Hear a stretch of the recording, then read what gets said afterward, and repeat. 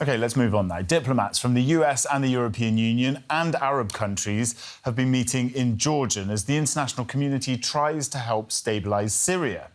The US Secretary of State Antony Blinken has been touring the Middle East, hoping to establish a joint approach while Syria's new leaders put an administrative framework in place. The Islamist group HTS that toppled the regime of Bashar al-Assad has said its government will be law-based and inclusive, but many Western powers still classify it as a terrorist organisation.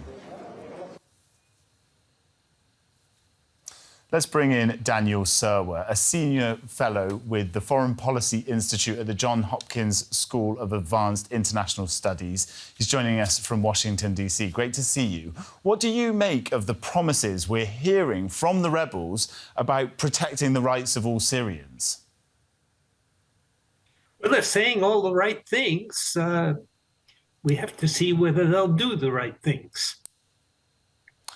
So what would the right things or the wrong things be? Well, protecting the rights of all of its citizens is the right thing. Including them in governance is the right thing. Not undertaking revenge against groups of people who supported the Assad regime is the right thing.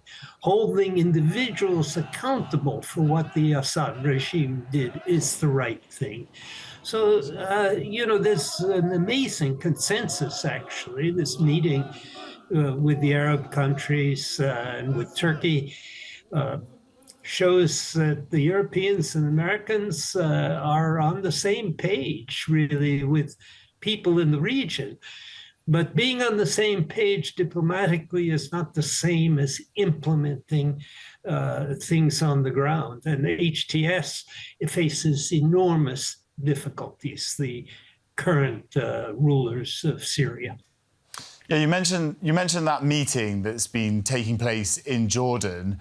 It's a big forum, but there are no Syrians at the table. So how much can that actually work? How much of a voice do the Syrians get when the international community are making such sort of big meetings together? Well, I think the Syrians, in fact, control the situation.